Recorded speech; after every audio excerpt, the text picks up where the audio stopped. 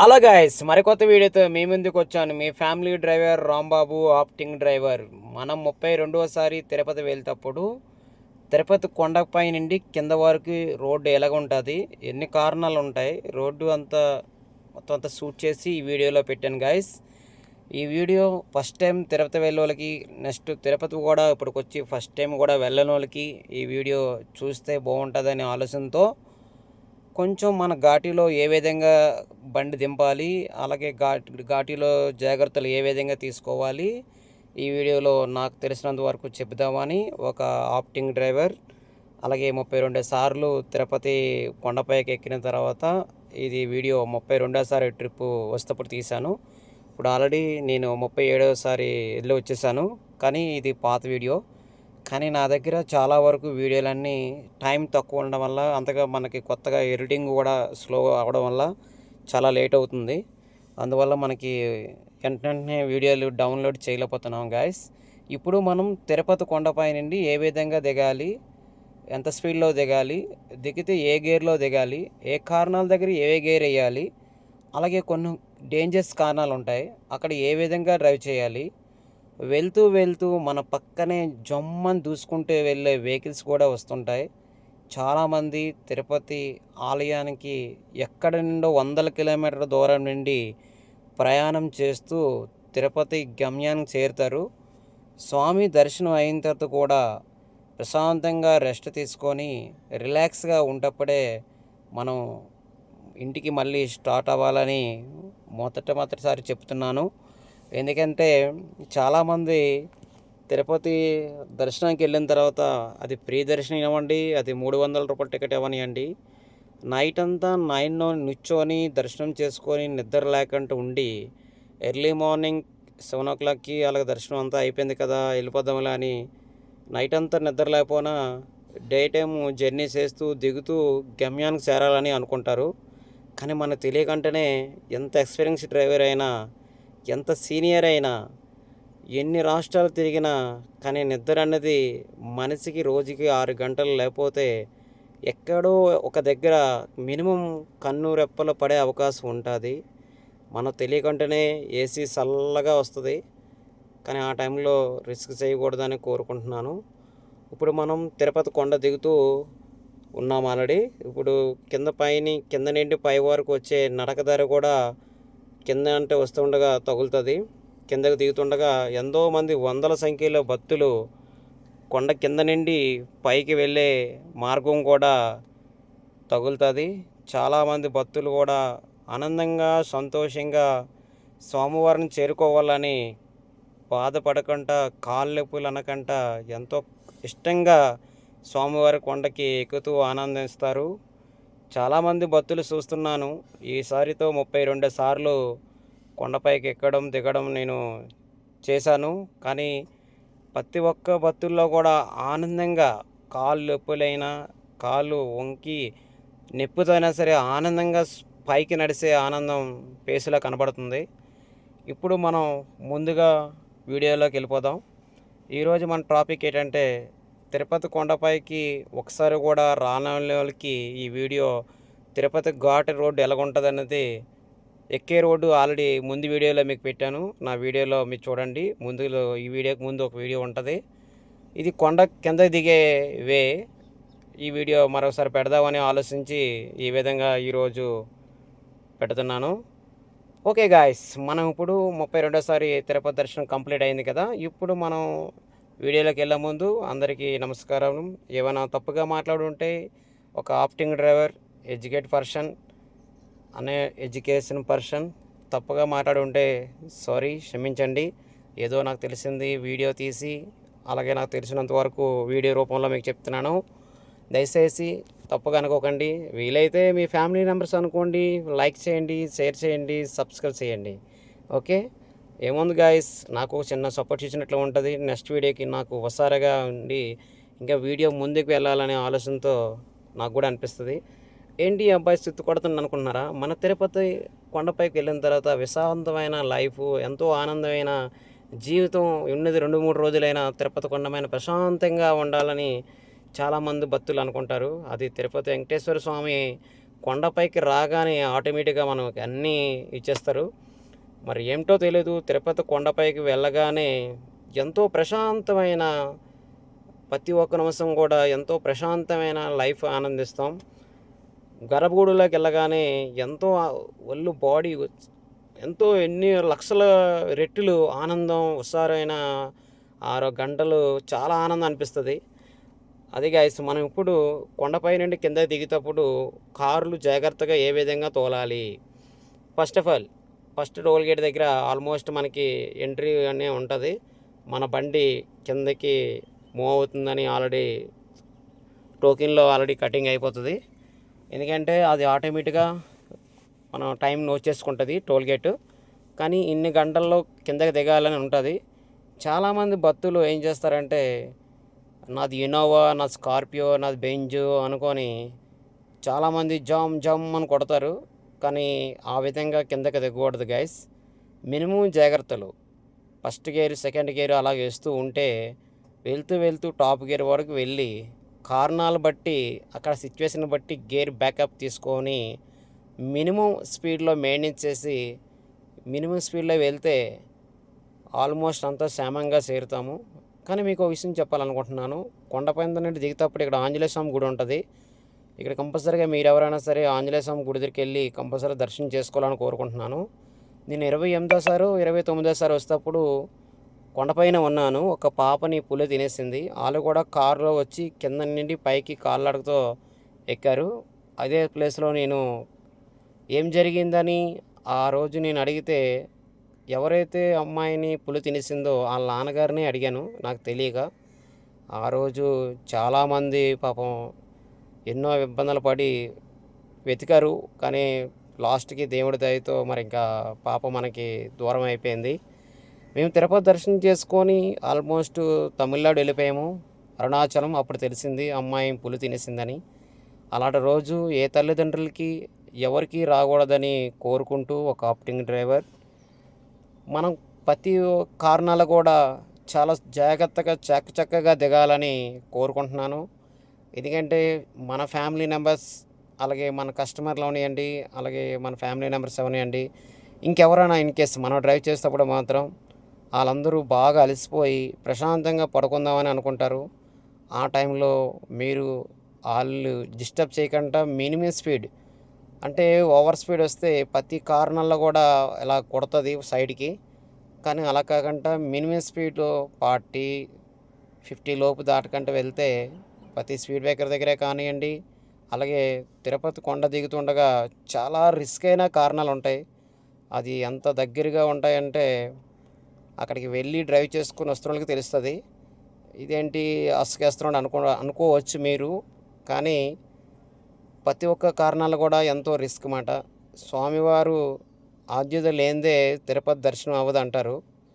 అలాగే స్వామివారు ఆద్యత లేనిదే మనం ఇంటికి చేరము కూడా. ఎందుకంటే మనం కొన్ని జాగ్రత్తలు తీసుకోవాలి. లాంగ్ ప్రతి ఒక్కరు వెళ్తారు, కానీ కొన్ని ప్రమాదాలు జరుగుతున్నాయి. ఆ ప్రమాదాలు చూసేటప్పుడు హైవేలో మాకు కూడా నమస్కారం పెట్టి ఈ రోజు నుండి ఈ ఫీల్డ్లోకి ఇంకా రేపు నుండి రాకూడదు అనిపిస్తుంది. ఎందుకంటే నేనైనా మీరైనా ప్రతిరోజు ఆనందంగా ఉంటప్పుడు బాగానే ఉంటుంది. రిస్క్ జరిగేటప్పుడే తెలుస్తుంది ఆ వెనకాతల బ్యాక్ పెయిన్ ఏంటుందని. ఆ పెయిన్ ప్రతి ఒక్కరికి రాకూడదని ఈ వీడియో మినిమం, మనది అంత హై రేంజ్ కాదు, మినిమం క్వాలిటీ మొబైల్తో, ఏదో చిన్న మొబైల్ అది, ఆ మొబైల్తో వీడియో షూట్ చేసి మీకు పెడుతున్నాను. మినిమం జాగ్రత్తలు తీసుకోండి. మధ్యలో ఎక్కడ కూడా చిన్నపిల్లలతో దిగొద్దు. ఈ మధ్య కాలంలో ఇన్స్టాగ్రామ్ అని, యూట్యూబ్ అని, రీల్స్ అని పిల్లలు కూడా వదిలేసి, అలాగే నాన్నగారు అవనివ్వండి, అలాగే అమ్మగారు అవనివ్వండి, ఇంట్లో పెద్దలు అక్క చెల్లెలు ఎవరైనా అవనివ్వండి, చిన్న చిన్న పిల్లలకు కూడా వదిలేసి రీల్ పిచ్చిలోని, అలాగే ఫొటోస్ పిచ్చిలోని ఈ విధంగా ఈ మధ్యన జరుగుతున్నాయి. అనేక ప్రమాదాలు కూడా జరుగుతున్నాయి. కానీ తిరుపతి కొండపైన ఎక్కేటప్పుడు కానీ దిగేటప్పుడు కానీ ఎట్టి పరిస్థితుల్లో కూడా ఎక్కడ ఆగొద్దని మొట్టమొదటిసారి చెప్తున్నాను. ఎందుకంటే ఎంత సంతోషంగా వెళ్తామో అంత రిస్క్ కూడా ఉంది. ఎప్పుడు ఏ విధంగా జరుగుతుందో ఎవరూ చెప్పలేము. అది ఎవరు కూడా మనకి భాగ్యులు కాదు. ప్రతి ఒక్కరు కూడా క్షేమంగా వెళ్ళి రావాలని కోరుకుంటున్నాను. రెండో పాయింట్, కార్ డ్రైవరు మనశ్శాంతిగా పడుకున్నాడా లేదా చూడాలి. చాలామంది తిరుపతి కొండపైకి వెళ్ళిన తర్వాత నాకు కాదు, చాలామంది డ్రైవర్లకి జరిగే సిచ్యువేషన్ ఏంటంటే, ఎక్కడో వందల కిలోమీటర్ల దూరం నుండి డ్రైవర్ తిరుపతి తీసుకొస్తాడు. తిరుపతి తీసుకొచ్చిన తర్వాత మీకు ఒక రూమ్ అనేది ఉంటుంది. మీరు దర్శనంకి వెళ్ళిన తర్వాత అట్లీస్ట్ మీ దర్శనంకి వెళ్ళిన తర్వాత అయినా మీ రూము డ్రైవర్కి ఇచ్చి పడుకోమని చెప్పండి. చాలామంది ఏం చేస్తున్నారంటే ఇగో ఫీలింగ్స్, అయ్యో మన డ్రైవరు మన తీసుకున్న రూమ్లో పడుకోవడం ఏంటి, ఎక్కడ ఉంటాడులే, ఏదో కారులో ఎక్కడ పడుకుంటాడులే, అవన్నీ మనకెందుకు, ఎలా పోతే మనకెందుకు అని చాలామంది, అంటే నేను అందరినీ అనట్లేదు ఈ విధంగా, నాకు తెలిసిన అందరూ ఓకే, కానీ అందరినీ అనట్లేదు. కొంతమంది ఒక 100లో 30%, 20% ఈ విధంగా ఉంటారు. వాళ్ళు డ్రైవర్ల గురించి తెలియక ఆ విధంగా వాళ్ళు ప్రవర్తిస్తారు. ఎవరు కూడా తెలిసి ఉంటే ఆ విధంగా చేయరు. మరీ రిక్వెస్ట్గా చెప్తున్నాను, డ్రైవర్లు ప్రతి ఒక్కరు కూడా సేఫ్గా మీరు దర్శనంకి వెళ్ళే ముందు అయినా సరే సేఫ్గా రిలాక్స్గా పడుకోమని మీ రూమ్ కీస్ ఇవ్వండి. మీరు వస్తేబడికి అతను మినిమం ఒక 3 అవర్స్ 2 అవర్స్ పడుకుంటాడు. మీ జర్నీ మీరు రాగానే స్టార్ట్ చేయడానికి కూడా చాలా ఆనందంగా ఫ్రెష్గా ఉంటాడు. కాబట్టి మీ జర్నీ చాలా చక్కగా సాగుతుంది. చాలామంది డ్రైవర్లు అడగలేక, అడిగితే ఏమనుకుంటారో ఏంటో అని కొంతమంది ఆలోచిస్తారు. కొంతమంది డైరెక్ట్గా అడగగలరు, కొంతమంది అడగలేరు. మీరే అర్థం చేసుకొని మీ డ్రైవర్ పడుకుంటే మీ గమ్యానికి సంతోషంగా చేరుతారు. ఒక యాత్రకి వెళ్ళిన తర్వాత ఇంకో యాత్రకి వెళ్ళే గమ్యం కొంచెం ఎక్కువ ఉండొచ్చు, అలాగే తక్కువ ఉండొచ్చు. ఆ టైంలో కూడా బాబు నీకు నిద్ర వస్తే ఆగండి, పడుకోండి, వెళ్దాం, ఏం తొందర లేదు అనే మొక్కలు మాత్రం మీరు యూజ్ చేయండి. నీకు నిద్ర వస్తే ఎలాగా ఇక్కడికి నుండి మనం వెళ్ళాలి, దర్శనం చేసుకోవాలి అని డ్రైవర్ని ఎవరు కూడా బలవంతం పెట్టకండి. మీరు వెళ్ళేది తీర్థయాత్రలకి మినిమం ఒక 4 రోజులు 5 రోజులు ప్లాన్ వేసుకుంటారు. ఒకరోజు ఎక్స్ట్రా అవుతుంది, కానీ డ్రైవర్ సేపు, మీరు సేపు, అందరూ బాగుంటారు. దయచేసి రిక్వెస్ట్, ప్రతి ట్రిప్లో కూడా ఒకరోజు మిగులుతుందని 2-3 గంటలు మిగులుతాయని డ్రైవర్లు ఇబ్బంది పట్టి బండి తీయు అనకండి. జీవితాంతకాలం సంతోషంగా ఉండాలంటే ప్రతిదీ కూడా ఈ ట్రిప్లో లాంగ్ జర్నీలో అవనివ్వండి, అలాగే మీరు లోకల్లో తిరిగేటప్పుడు కూడా అంతా ప్లాన్ మీద వెళ్ళాలని కోరుకుంటున్నాను. ఏంటి నువ్వు నాకు చెప్పేది ప్లాన్లు ఇవన్నీ చాలామంది అనుకుంటారు, అలాగ అనుకునే రిస్క్లో పడతారు. ప్రతి ఒక్కరు కూడా అనుభవంతో చెప్తున్నాను. నేను ఇప్పటికీ 37 సార్లు తిరుపతి వెళ్ళాను, కానీ ఈ వీడియో మళ్ళీ చెప్తున్నాను, 32వ సారి వెళ్తేటప్పుడు షూట్ చేసిన వీడియో ఇది. నా జర్నీలో ఎన్నో మంది ప్రాణాలు పోయడం చూశాను, ఎన్నో కుటుంబాలు రోడ్లు పడిపోయి చూశాను. అని వాళ్ళు తప్పు చేయలే, కానీ చిన్న నిర్లక్ష్యం వల్ల బండిలో ఉన్న ప్రాణాలందరూ పోయే అవకాశాలు ఉంటున్నాయి. అలాగా నేను చాలా వరకు బెంగళూరు హైవే, అలాగే చెన్నైలోని, అలాగే కోల్కతా, అలాగే అస్సాం, కాశీ, అయోధ్య, ఆల్ ఇండియాలో 13 రాష్ట్రాలు తిరిగే ప్లేసెస్లో కూడా నేను చాలా వరకు చూశాను. మన ఇండియాలో ఉన్న ఘాటీలన్నీ మ్యాక్సిమం ఎక్కాను. ఎన్నో అడవి ప్రాంతాలు తిరిగాను. ఎన్నంటే అస్సాం ఫారెస్ట్ వెళ్ళాను, కాశీ ఫారెస్ట్ వెళ్ళాను, అలాగే మహారాష్ట్ర ఫారెస్ట్, అలాగే శ్రీశైలం, నల్లమల అడవులు, అలాగే చాలా వరకు కవర్ చేశాను. మ్యాక్సిమం అంతా కవర్ చేశాను. మధ్యప్రదేశ్, ఆ ప్లేస్లో కూడా మొత్తమైన అడవుల్లో తిరిగి ఎన్నో ప్లేసులు కవర్ చేశాను. ఎన్నో ప్రమాదాలు చూశాను. కాబట్టి ఆ ఎక్స్పీరియన్స్తోనే ఈ వీడియో తీసి మీకు పెడుతున్నాను. మినిమం జాగ్రత్తలు చేసుకోండి, సేఫ్గా ఉండండి. కారులో ప్రతి ఒక్కరు కూడా వీలైతే సీట్ బెల్ట్ పెట్టుకోండి. ఎందుకు సెట్ నలిగిపోద్దని కొంతమంది, చిరాకుగా ఉన్నదని కొంతమంది ఆ విధంగా సీట్ బెల్ట్ పెట్టుకోరు. డ్రైవర్ పెట్టుకుంటే కాదు, పక్కన ఉన్న వాళ్ళు కూడా పెట్టుకోవాలి. అవకాశం ఉన్నంత వరకు వెనకతులు ఉన్న వాళ్ళు కూడా పెట్టుకుంటే ఏ సమయానికి ఏం జరిగినా అందరూ సేఫ్గా ఉంటారు. ఒక డ్రైవర్ ఒక్కొక్కో ఆవో అడ్డొస్తే సడన్గా బ్రేక్ వేయవలసి ఉంటుంది. ఆ టైంలో మీరు సీట్ బెల్ట్ పెట్టుకోవడం వల్ల చెక్కు చెదరకంట మీ సీటు ఆదుకొనే మీరు ఉంటారు. అలాంటప్పుడు మీరు సీట్ బెల్ట్ పెట్టుకున్నప్పుడు మీరు ఎదరగా వచ్చి మీ సీట్ని మీరే గుద్దుకొని చిన్న గాయాల అవకాశాలు కూడా ఉంటాయి. ఈ వీడియోలో అన్ని జాగ్రత్తల కోసమే ఈ వీడియో నేను పెట్టాలి, చెప్పాలి, మనం తెలిసిన కాడిది ఇవ్వాలి స్పీచ్ అని చెప్తున్నాను. అది కొంతమందికి ఏంటి ఈ అబ్బాయి మాట్లాడడం రాదు, ఏదో మాట్లాడుతున్నాడు అనుకోవచ్చు. కానీ నాకు తెలిసి నేను చెప్తున్నాను. మీరు చూస్తే చూడండి, లేదంటే లేదు, అంతే. ఎందుకంటే ఇది నా ఎక్స్పీరియన్స్తో చెప్తున్నాను. ఇండియాలో 13 రాష్ట్రాలు తిరిగాను. ఆ రాష్ట్రాల్లో ఎన్నో మంది ప్రాణాలు పోయాయి నేను చూశాను. అలాంటి ప్రాణాలు పోకూడదు, చిన్న చిన్న మిస్టేక్ వల్ల పోకూడదనే ఆలోచనతోనే ఈ వీడియో మీకు చూపిస్తున్నాను.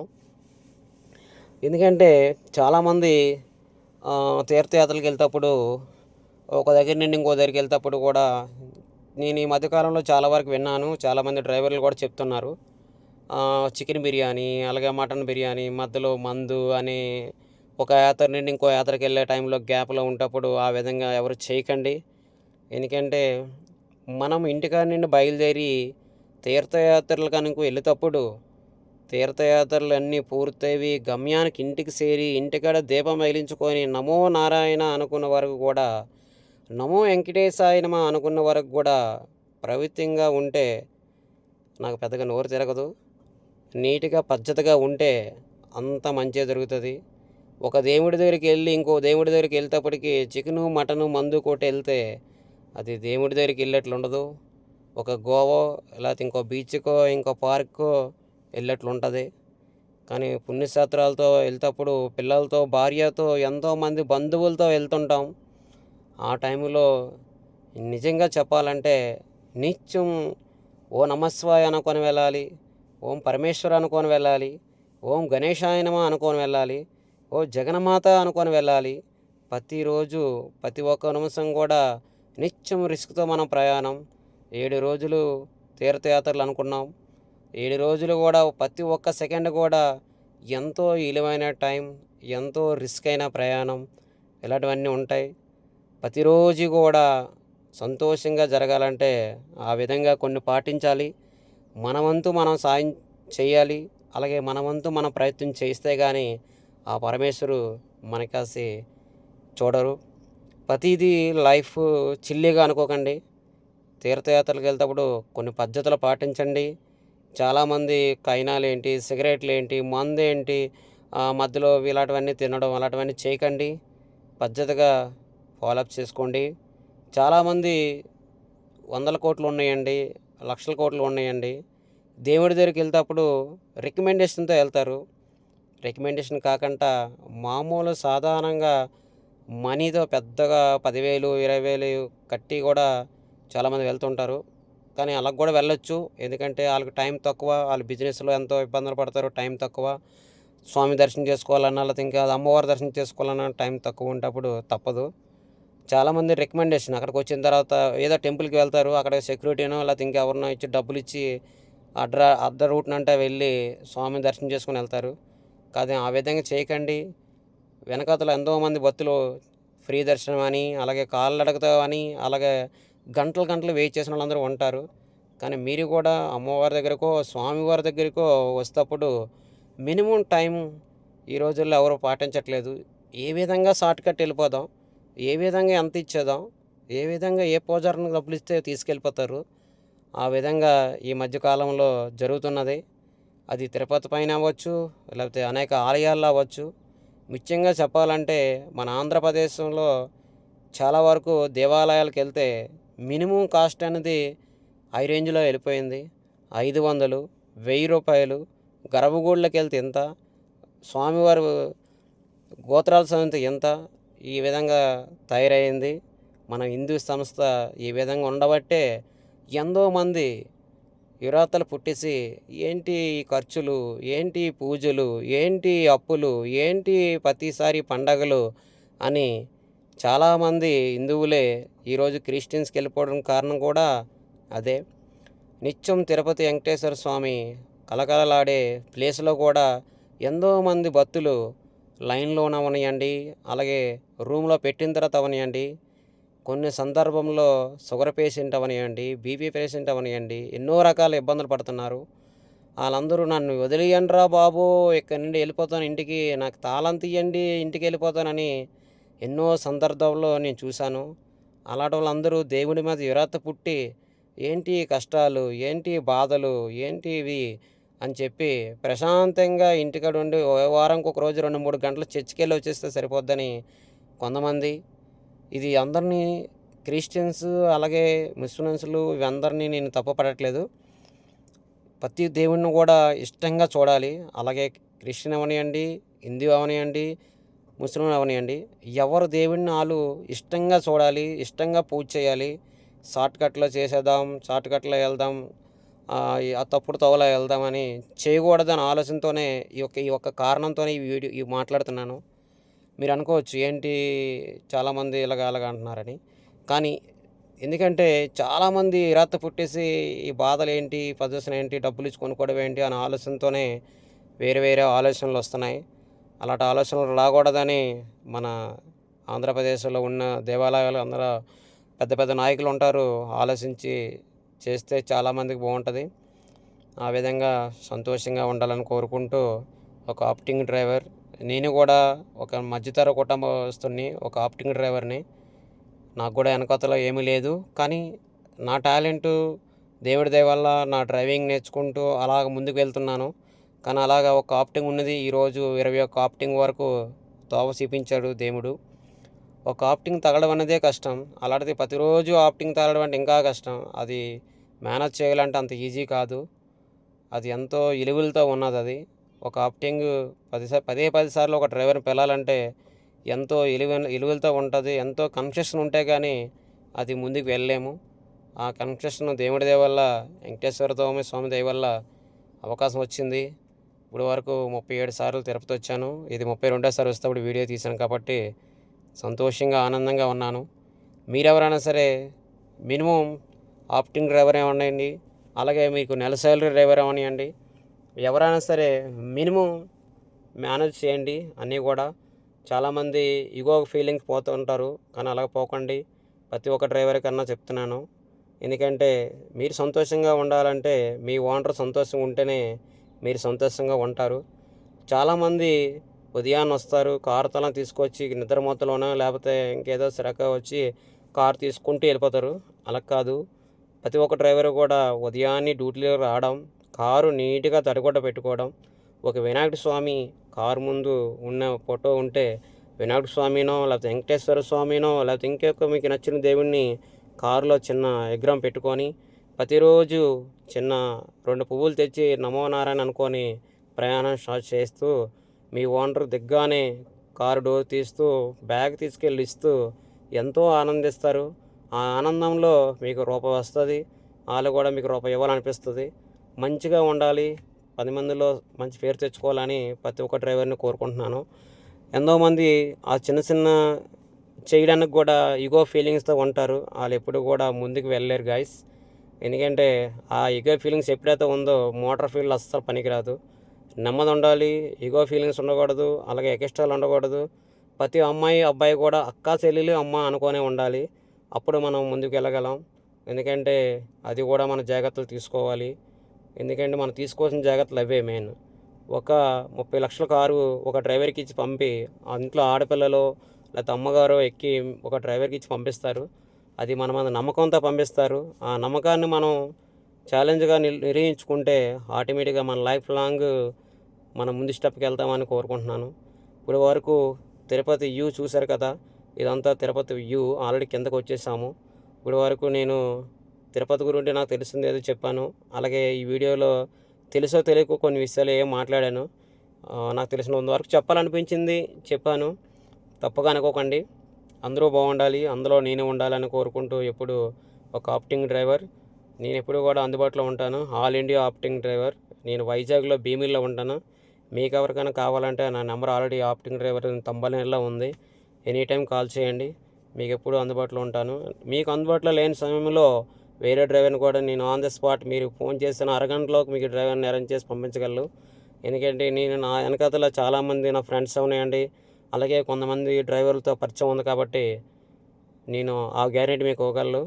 ఎంతోమంది తిరుపతి కొండపై నుండి కిందకి దిగుతారు మాత్రం ఎట్టి పరిస్థితుల్లో కూడా పూర్తిగా బండి ఆపి పూర్తిగా చాలామంది బండి ఆపి దిగిపోతే ఆయిల్ సేవ్ అవుద్ది అనుకుంటారు. ఎవరు కూడా బండి ఆపకంట టాప్ గేర్లోనే 4th గేర్లోనే అలా మెల్లుకు దిగండి. ఎప్పుడైతే బండి ఆపామో ఆల్మోస్ట్ మన బండి మన చేతిలో ఉండదు. ఎందుకంటే బ్రేక్ అనేది హార్డ్ అయిపోద్ది. బ్రేకులు ఫెయిల్ అయిపోయే అవకాశం ఉంటుంది. చాలా రిస్క్ అది.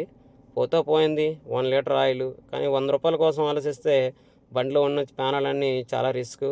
అందరూ బాగుండాలని కోరుకుంటాను. తిరుపతి ఎవరు వెళ్ళినా సరే కంపల్సరీగా ఈ టిప్స్ పాటించండి. కొండ ఎక్కేటప్పుడు మాత్రం కంపల్సరీ కారు అనేది ఏసీ అనేది ఆపేయాలి. చాలామంది ఉక్కబడుతుందని ఇదని కాదు, కంపల్సరీగా ఏసీ అనేది ఆపేయాలి. అందరూ సంతోషంగా ఉండాలి. లాంగ్ జర్నీ ఇల్లు వచ్చిన తర్వాత కొండపైకి వెళ్ళిన తర్వాత కూడా ఇంజిన్ ఆయిల్ లెవెల్ చూసుకోవాలి. మళ్ళీ మన ఇంటికి వచ్చే దారిలో ఇంజిన్ ఆయిల్ తగ్గలేకపోతే పర్వాలేదు, తగ్గితే ఇంజిన్ ఆయిల్ వేసుకోవాలి. అలాగే కార్లో కూలింగ్ ఉందా లేదా రెండో చెక్ చేసుకోవాలి. లేకపోతే మన ప్రయాణంలో చాలా ఇబ్బంది. అందరూ బాగుండాలని కోరుకుంటూ మీ ఆప్టింగ్ డ్రైవర్ రాంబాబు. నేను భీమిలిలో ఉంటాను. మరొకసారి చెప్తున్నాను, నేను భీమిలిలో ఉంటాను, వైజాగ్లో. All India any time call చేయండి, మీ సొల్యూషన్ ఇస్తాను. అలాగే మీకు నేను ఆప్టింగ్ రమ్మన్నా వస్తాను. నా పొజిషన్లో మీకు ఎవరిని పంపించమన్నా పంపిస్తాను. అంతకంటే నేనేం చెప్పలేను. వీలైతే మీ డ్రైవర్ని కూడా మీరు మంచిగా చూసుకోండి. హలో అన్న డ్రైవర్లందరూ కూడా, మీ ఓనర్ కూడా మీరు మంచిగా చూసుకోండి. మీ జీవితం బాగుంటుంది, మీ లైఫ్ ముందుకు వెళ్తుంది. మీరు చేసే దాంట్లో ఆప్టింగ్ అవనివ్వండి, ఫుల్ సాలరీ డ్యూటీ అవనివ్వండి, మీరు లైఫ్ లాంగ్ బాగుండాలంటే మీ ఓనర్ని మీ బండిని బాగా చూసుకోండి. సంతోషంగా ఉంటాం. మనం ఆల్రెడీ కొండ కిందకు వచ్చేసాం. అందరూ బాగుండాలి, అందులో నేనే ఉండాలి అని కోరుకుంటూ 32వ ట్రిప్పు సంతోషంగా ఆనందంగా తిరుపతి స్వామి దర్శనం కంప్లీట్ అయింది. ఇప్పుడు మనం చలో భీమిలి, ఇక్కడి నుండి అరుణాచలం, అలాగే ఎన్నో యాత్రలు చూసుకుంటూ మేము భీమిలి చేరుకోవాలని వెంకటేశ్వర స్వామి దయ వల్ల, అలాగే నా కస్టమర్లు, అలాగే నా యూట్యూబ్ సబ్స్క్రైబర్లు అందరి దయ వల్ల ఆశీస్సులతో ఇంకా ముందుకు వెళ్ళాలని, వెంకటేశ్వర స్వామి పునర్దర్శనం ఇవ్వాలని కోరుకుంటూ ఇట్లు రాంబాబు. అందరూ బాగుండాలి. జై హింద్. గోవిందా గోవింద.